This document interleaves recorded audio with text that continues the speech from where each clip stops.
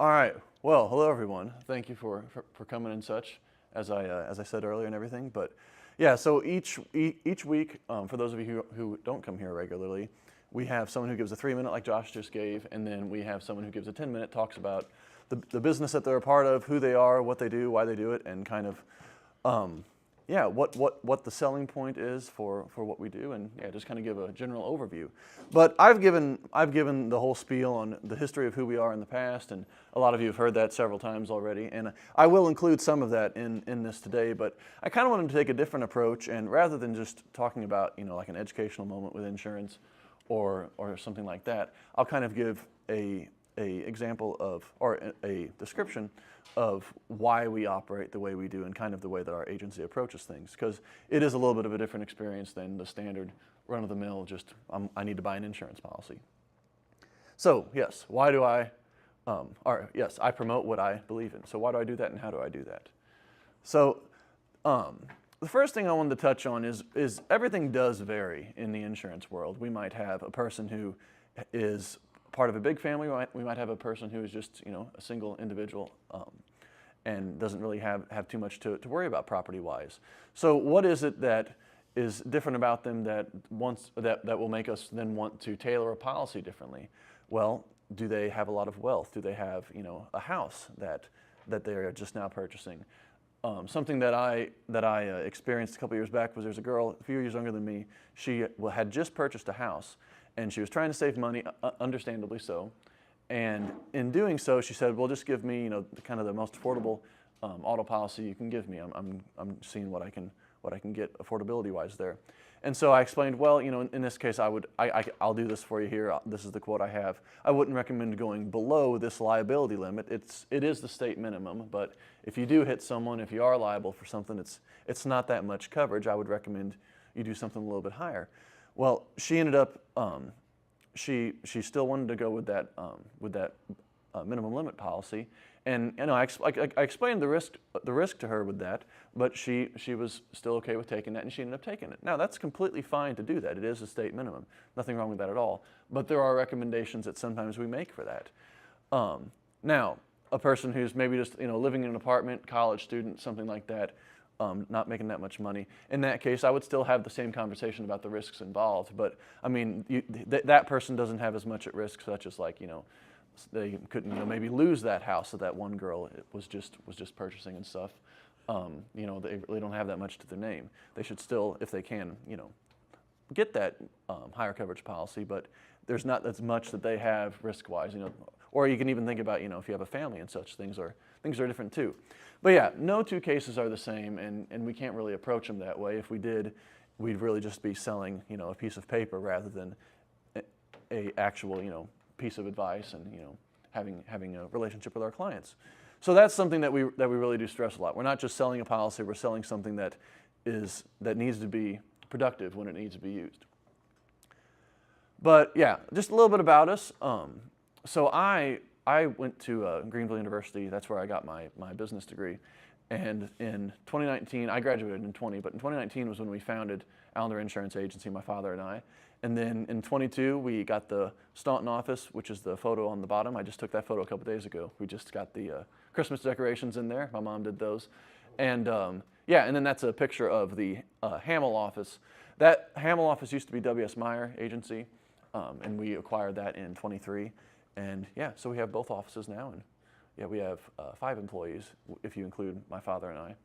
But yeah, it's been fun and it's been an adventure, and I have people that work for me now, which has been an experience in itself. So I've done my best to be a good boss, I guess you could say. That feels so weird to say that, but nonetheless, it's the truth. And yeah, things have gone well for us, and I'm thankful for that.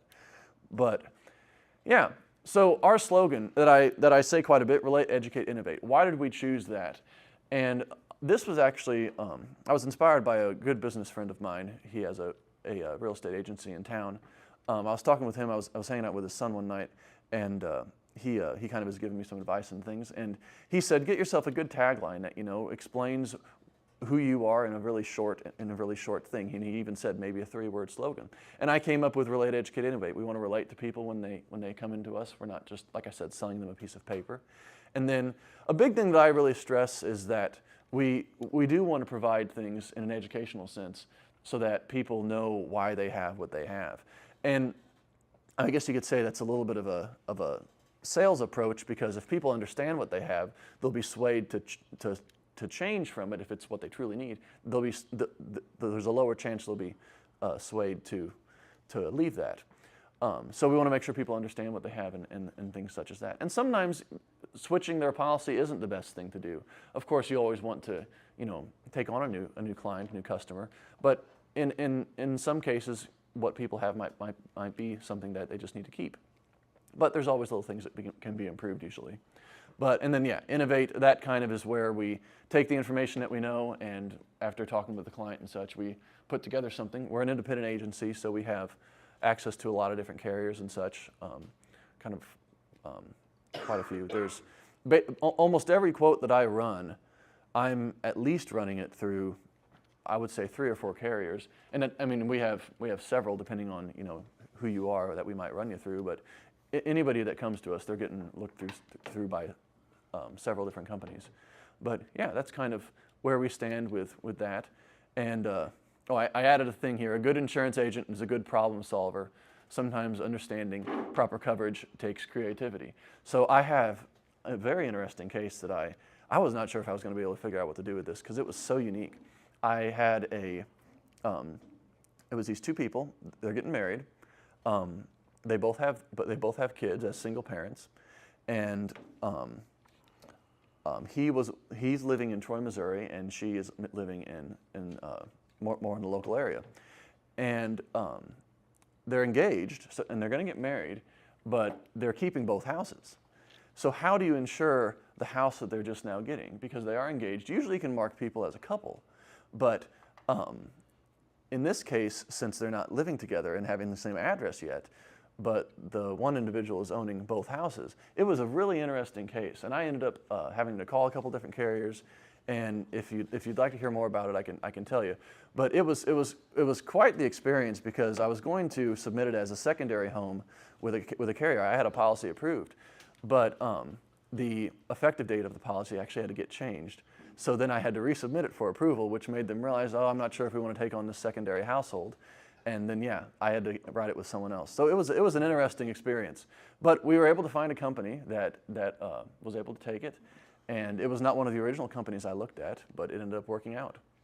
So sometimes it takes some creativity and problem solving. But wow, that's not the clearest photo. Well, we all look better than that in real life. But anyway, something that you do want to ask yourself is, what has your experience been with your agent or agency? Do you have a good relationship with them? Are they providing services to you beyond? Yes, thank you. Well, thank you. I'm glad you can say that.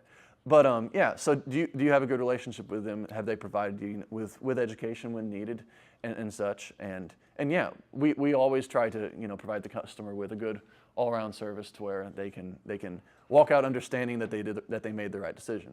Like I said, even if they don't go with us, sometimes they can walk out confidently. But usually they do end up going with us, and I can say that confidently. But so a little question that you might be asking is, how does this relate to the title that I provide you guys and everyone with policies and such and services that I believe in? But when bad things happen, you don't want a bad policy. Insurance is something that no one wants to talk about until they have a claim. So when you do have that claim, is it going to be a good or a bad experience? Well, making sure that you do things right in the beginning is what determines that whenever that time comes. And clients rely on us, and it's our responsibility to do that right in the beginning.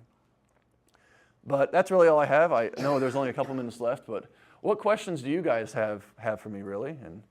And insurance is not the most interesting topic, but Try treasury management.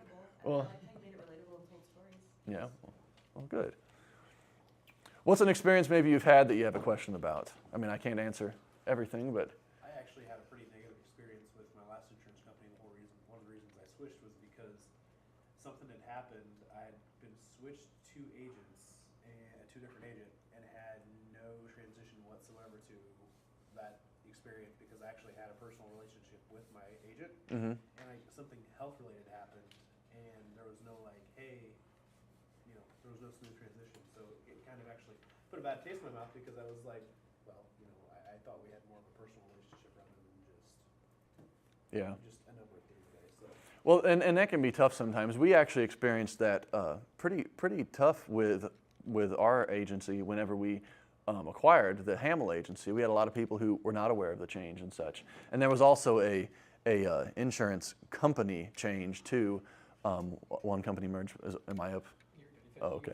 But anyway, I was just going to say, we had to deal with a lot of customers who weren't too pleased that the prior agency, that they weren't aware that it was no longer them. But thankfully, the main lady who works in the office, we were able to keep her. And so she had already been talking to a lot of the customers, and they knew her. But that is an important thing to do, because in many cases, the agency that you purchased the policy or the agent, excuse me, that you purchased the policy from is the kind of the face you have to the coverage. So then when that yeah, changes, It's been the face of my insurance since 2016, so Yeah. it was just like a big change. I was like, oh, okay. well, don't expect my face to change soon. Can I ask a question, even though your time's up? Is that Sure, okay? yeah. If someone's living in the home, but their name's not on the title or whatever, does that person living in that home as an adult need renter's insurance? It would depend on the context of the coverage you're specifying, but if you want liability and contents coverage for yourself and just you as a person and such, that is always advised. Yeah, because unless you're listed a certain way on the homeowner's policy, and you would actually, in most cases, have to have an actual interest in being listed that way. But yeah, otherwise you're really not, no. But your belongings definitely wouldn't be. How do you tell the difference between my belongings and his? Let's make this. Well, schedule a one-to-one.